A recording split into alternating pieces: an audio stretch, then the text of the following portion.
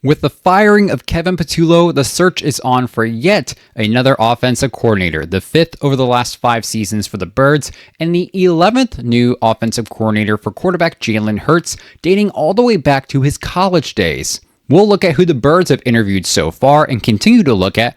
Plus, we continue our free agency talks from last episode and recap what turned out to be a wild divisional round weekend, including who's going to the AFC and NFC championship matches. Without wasting any more time, let's dive right into it.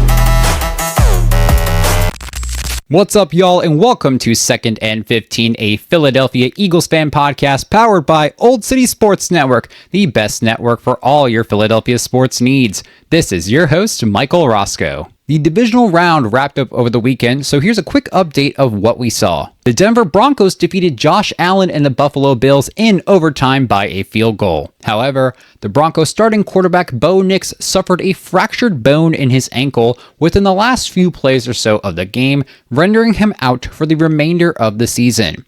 Backup quarterback Jarrett Stidham will get the start in the AFC Championship. Josh Allen had 4 turnovers, 2 interceptions, and 2 lost fumbles in this game, essentially costing his team the game and the chance to play for the AFC Championship. Also, there was a lot of controversy regarding a certain interception by the Broncos that many believe should have been a completed pass and down by contact scenario for a Bills wide receiver. I think it was Brandon Cooks, especially after a similar catch was ruled the opposite way in the Chicago versus LA game. Shifting down over to Houston, CJ Stroud also had a dog shit night as the Texans lost to the New England Patriots 28-16. Stroud went 21 for 32 passing for 212 yards, 1 touchdown pass, and 4 interceptions. A nightmare scenario for the Texans as they ended their season on a low note. The Los Angeles Rams and the Chicago Bears also went into overtime in another thriller of a game, with the Rams taking a W by a field goal as well. And finally, and probably my favorite game of this weekend, the Seattle Seahawks beat the motherfucking brakes off the San Francisco 49ers 41-6. Get this, y'all.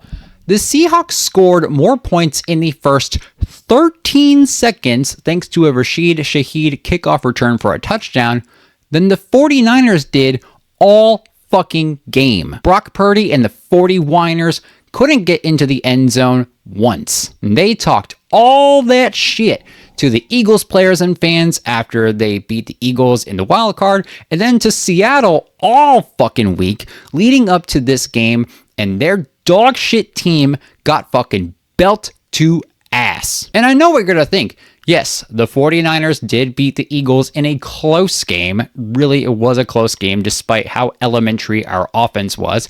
I ain't gonna deny that. But the thing is about this one, it's the fucking excuses from the 49ers. After they beat us, they talked about how they won despite all the injuries. You know what they said after getting torched by Seattle? That they lost because of all the injuries, with even left tackle Trent Williams in a post-game press conference saying, quote, "Obviously, if you're signing guys off the practice squad and guys are taking off the streets, you gotta temper your expectations a little bit." No. They don't get to fucking do that. They went 12-5 this season, even with all the injuries. They've proclaimed how they rose above and dealt with adversity, and they've been well spoken about by analysts all across the league. So to go and then use that same narrative as a crutch and an excuse to why they lost, that's some absolute bullshit. They lost because they fucking sucked in that game, and karma came around and bit them in the ass. I know I sound like a hater, and you know what? I kind of am in this scenario. But God, it's just so hypocritical of the 49ers to do some shit like that.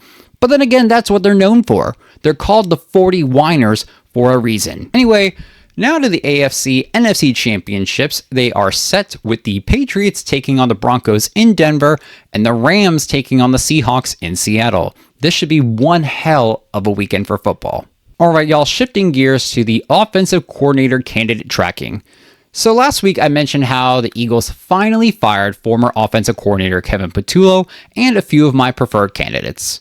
Well, Todd Monken looks like he could follow John Harbaugh to the Giants, and there's not so great news for Mike McDaniels and Brian Daboll, but let's look at who the Birds have interviewed or have requested to interview so far. We got Charlie Weiss Jr., the offensive coordinator from Ole Miss, Zach Robinson, the former Falcons OC, Mike Kafka, former Eagles quarterback and former Giants OC, Jim Bob Cooter, the former offensive coordinator of the Indianapolis Colts, Brian Daboll, former Giants head coach, Bobby Slowick, former Dolphins pass game coordinator, Josh Grizzard, former Bucs offensive coordinator, and Matt Nagy, former Chiefs OC, and former head coach, I believe, of the Chicago Bears. Now, I won't go into too much detail on each of these guys, especially because, I'll be honest, I don't know a ton of info about all of them, other than some of them have been offensive coordinators or head coaches before. Some of these guys have history with the Eagles, such as Matt Nagy, or they've had relationships with Nick Sirianni, such as Jim Bob Cooter, or that they have coached some of our current players, such as Brian Daboll. But looking at this list from a broad overview, I'll be honest, it's not the most exciting list ever, but I do like the direction that the Birds are going in. And hear me out. They're interviewing and requesting actual OCs or head coaches for the most part, and making external interviews. Nick Sirianni's internal hires over the past few years in Brian Johnson and Kevin Patullo have been complete dog shit. And it goes to show that an internal hire just doesn't work out well for the Birds. Now, I don't love the idea of them potentially hiring Bobby Slowick because he's a pass game coordinator. He's not a proven OC. And obviously, after last year's offensive disasters with a pass game coordinator turned OC, we can't go back-to-back seasons gambling with inexperienced play callers. Now, the Birds officially interviewed Brian Daboll on Tuesday, who continued to be a top candidate name being thrown around. However, it looks like both Daboll and the other top candidate of choice in former Dolphins head coach Mike McDaniels are out as options. Mike McDaniels is finalizing a deal to be the offensive coordinator for the Los Angeles Rams, and reports are saying despite the interview with Philly, Brian Daboll apparently doesn't want the gig and is gunning for the Bills head coach position, and if that doesn't work out, going for the OC position with the Tennessee Titans. Now, after hearing all that and just kind of like looking around the news about this, I feel like we're getting to a point of concern because some people are wondering if this job is worth it, with a quote from sports reporter Diana Rossini saying the Eagles' OC job is, quote, unattractive. However, in the past 4 seasons, 2 Eagles OCs have gone on to become head coaches for other teams, that being Shane Steichen and Kellen Moore. I don't know what's unattractive about this gig, especially if the main goal of an offensive coordinator is to become a head coach. You're given a team with great offensive talent and you can do whatever you want with them to then possibly lead them to the Super Bowl and be a contender for a head coach position later down the road. I think that's pretty attractive. But now, to play devil's advocate, I can understand some things that could make this job unattractive, such as possibly having to deal with micromanagement from Nick Sirianni, or the A.J. Brown drama, which could throw a wrench into an OC's plans. But again, I think what's attractive about this job is that even despite the possibility of some offensive free agents exiting, such as Dallas Goedert, you get an offense loaded with talent. You got Jalen Hurts, Saquon Barkley, A.J. Brown, Devontae Smith, an O-line that has the capability of being the top O-line in the league again. And you're basically given a blank canvas to work with. Who wouldn't want an opportunity like that? All right, y'all, for our final topic of this week's episode, we're going to talk about my personal free agent hierarchy. With our season being over, we are now looking into the next season, which comes with a lot of free agents for our team, and obviously with future contract extensions for players such as Jalen Carter, Jordan Davis, Nolan Smith, you name it. You got the NFL draft, the salary cap, amongst other factors. We're not going to be able to keep them all. And last week, I mentioned how the Eagles' main number one priority when it comes to the free agents is keeping edge rusher Jalen Phillips in Philly. Additionally, I mentioned that I would break down who I believe fall within one of three categories: who we need to keep, who we should try to keep but not prioritize it, and who do we let walk. And these are all subject to change over time depending on variables such as different transactions, contract extensions, etc. And I'm aware of looking at who we got in each category. It may not be mathematically feasible, but I try to think of as many factors as I can. But at this time, here are the players I think we absolutely need to keep. Starting off, we have punter Braden Mann. Obviously, each team needs a punter, and Mann's had a hell of a year. He's had 8 games with punts over 60 yards and 1 game with a 70-yard punt. He averages 50 yards per punt with a net average of 44 yards, so he's pretty consistent across the board. He tops the league in both average gross and net yards per punt. Currently, he is the 6th highest paid unrestricted free agent punter, with Tommy Townsend on the Texans commanding a $3 million salary to lead the group. And to put it in perspective, Braden Mann's 2025 salary was around $2.1 million. Now, there are other reliable punters available, such as Jake Bailey or Corey Bojorquez, but they command basically the same salary as Mann, so why go after these guys when you can keep a consistent player of equal pay and better talent on the team? Braden's definitely someone that the Eagles are going to want to keep. All right, my second player in the must-keep category, tight end Dallas Goedert. This was one of Goedert's best seasons to date. He set a career high in both receptions with 60 and touchdowns with 11. Plus, he's tied with Trey McBride for first in tight end touchdowns, with Colby Parkinson and Jake Ferguson tying for second with 8 touchdowns apiece. Now, yes, you can say a lot of those touchdowns were the shovel pass from Jalen Hurts. However, we've seen a diversity of touchdown scoring scenarios from Dallas Goedert. We've seen the shovel pass, we've seen shallow passes, deep passes, and we've also seen a rushing touchdown from him. The ability for Goedert to score in a variety of different ways should be seen as an asset to any offense. Additionally, he's averaged 10 yards per catch this year, so in theory, he can basically guarantee you a first down in passing situations. The two biggest concerns that make it less likely to keep him are price and injury history. He's missed 21 regular season games since the 2020 season. However, he's never missed a playoff game to date, so that helps his case, and he played 15 games this season compared to 10, 12, and 14 games over the 3 prior seasons. He's already reworked the end of his 4-year deal from 2021 at the beginning of this past season, so he would have to sign a team-friendly deal in order to keep him, and considering his contract averaged over $14 million a year, there were potential trade talks with that last year. But then you look at this year's performance, and I got to imagine the Birds are glad that they did not go through with the trade. Currently, though, there's also talks of potentially drafting his replacement, with Oregon's Kenyon Sadiq being a top name. However, that's still a gamble, and who is to say another team won't snub him in the draft, even if it is a 1-year deal? I say you make it a goal to sign him back, especially as the Birds could get an improved offensive scheme going into next season. And think about it. If Dallas Goedert can score 11 touchdowns in a shitty Kevin Patullo offense, who knows what he can do in a significantly well-designed scheme. All right, and the final player in my absolutely must-keep category is safety Reed Blankenship. And to me, I kind of tossed back and forth with him being in our must-keep versus our try-to-keep, but not too much effort. But my thing is, we have no fucking safeties at all. We have Reed Blankenship, Marcus Epps, Andrew Makuba, and Sidney Brown. Makuba's good, but he's still hurt, and we have no idea how he'll bounce back from this injury. And then you got Marcus Epps and Sidney Brown, who are kind of one and the same personality player-wise to me.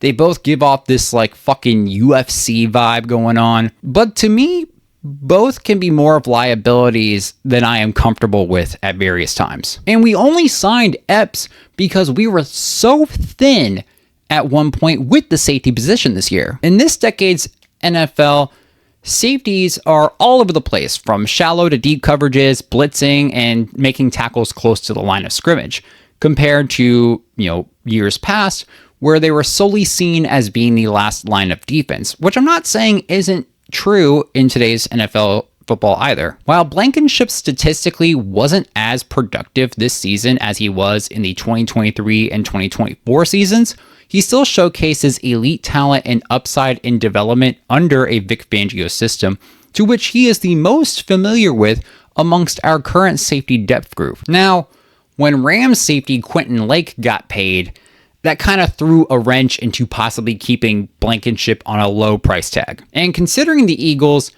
didn't make a splash at safety at all going into the 2025 season when I mentioned that this could be a fucking problem, that could make it more likely for Blankenship to walk. However, his dip in production this year could work out in the Eagles' favor in terms of setting a contract salary that would keep him in Philly. And considering the Eagles have never, ever drafted a safety in the first round of the NFL draft, I would say it's a gamble to take if you let Blankenship go and draft a safety instead of picking up a strong contender in free agency. Plus, come on now, you can't separate the exciting whites. While there's limitations to his game in some areas, he can improve in them. Plus, he's a captain, he's a leader, and literally the best option we have at safety right now. So with all things considered, I say it is a must try to keep Blankenship. Now here's my second level category, my try to keep but not go too crazy with. First, you got wide receiver Jahan Dotson. I say you sign him to a 1-year prove-it deal, maybe give him a chance in a new offensive scheme that might actually utilize him more. He wasn't super involved this season, but when he was, he came in fucking clutch, and no one else behind Dotson on the depth chart, with maybe a stretch of an exception to Darius Cooper. No one else comes near to that level of clutch, so I say we try to keep him, but again, not make it a high priority. Next in this category, I got tight end Kylan Granson. He's a solid depth player, outperformed Grant Calcaterra on nearly every level, including blocking and pass catching. And since we're lacking depth at this position, if we let Calcaterra and or Latu go, we need some solid familiarity with this depth group. Next, I have defensive end Brandon Graham. And listen, I love BG. I love him to death. And I think he has intentions of wanting to return even after retiring and coming back this past season. He's got a lot left in the tank from what we saw, achieving wild stats such as 3 sacks across 9 consecutive snaps at 37 years old. But I put him in this try to keep category solely because even though they brought him back, the Eagles really didn't use him as much. And with him turning 38 before the season, I got to imagine that they will look at him the same way and underutilize him again. If he returns for a decent price, I love the idea of having him back. Sign him right the fuck away. But if the price is just too much out of our range, I'm just not sure how feasible the front office will think it will be to keep him. And my last player in the try to keep category is linebacker Nakobe Dean. I put Nakobe Dean in this category for a couple of reasons. One is I think he'll fetch a high price. They already have one inside linebacker, Zach Bond, on a big multi-year contract that commands an average of $17 million a year. To have 2 of them on one roster at the same time, that's pretty rare. Second, despite the payout to Bond, I don't think linebacker is still as valued of a position by Howie Roseman and Jeff Lurie as is O-line, D-line, edge, or secondary. Plus, the Eagles used their 2025 first-round draft pick on Jahad Campbell, an inside linebacker. While he's still got room for development, Campbell's gotten the chance to showcase his talents at both inside linebacker and edge rusher, providing versatility within a defense on a much cheaper price tag. All right, and the players from free agency in my let go category. We got cornerback Adoree Jackson, edge Azeez Ojulari, edge Josh Uche, edge Ogbo Okoronkwo, fullback Ben Van Sumeren, tight end Grant Calcaterra, running back A.J. Dillon, offensive guard Brett Toth, offensive guard Matt Pryor, and quarterback Sam Howell. Okay, so a lot of these guys, such as Jackson, Ojulari, and Uche, were one-year cheap pickups that really didn't pan out as much, maybe besides Jackson for the last 7 to 8 games or so. The Eagles recently went and signed Carson Steele, to which they could utilize as a fullback on a cheaper deal than Van Sumeren, so that's why I have him here. Then you got Grant Calcaterra, who was outplayed in both blocking and receiving by Dallas Goedert and Kylan Granson. You then have A.J. Dillon with his fumbling issues, leading him to be a healthy scratch for several games. And then we have / can draft younger O-linemen that can be developed into elite players compared to Toth and Pryor. All right, y'all, that is it for this week's episode. Thank you all so much for joining. Don't forget to like, subscribe, or follow on YouTube, X, Instagram, Facebook, and TikTok by searching at 2nd and 15, or by the full name, 2nd and 15, a Philadelphia Eagles fan podcast. You can also find the audio for each and every single episode releasing Thursday mornings on Spotify, Apple Podcasts, Amazon Music, Player FM, Deezer, Pocket Casts, or wherever you get your podcasts, with the video uploading to YouTube later that same day. This episode, 2nd and 15, and Old City Sports Network are brought to you by Chickies and Pete's Drexel Hill. Voted #1 sports bar in North America by ESPN, check out the Drexel Hill location of Chickies and Pete's. From buffalo wings and snow crab to lobster cheesesteak and burgers, you can find anything that your heart desires only at Chickies and Pete's. Once again, thanks y'all for joining in. This is 2nd and 15, a Philadelphia Eagles fan podcast powered by Old City Sports Network. We'll continue to keep an eye out for the hunt for a new offensive coordinator, and hopefully by next episode, we'll have our answer. We'll see you all next week. Don't forget to stay fly like an eagle. And as always, go Birds!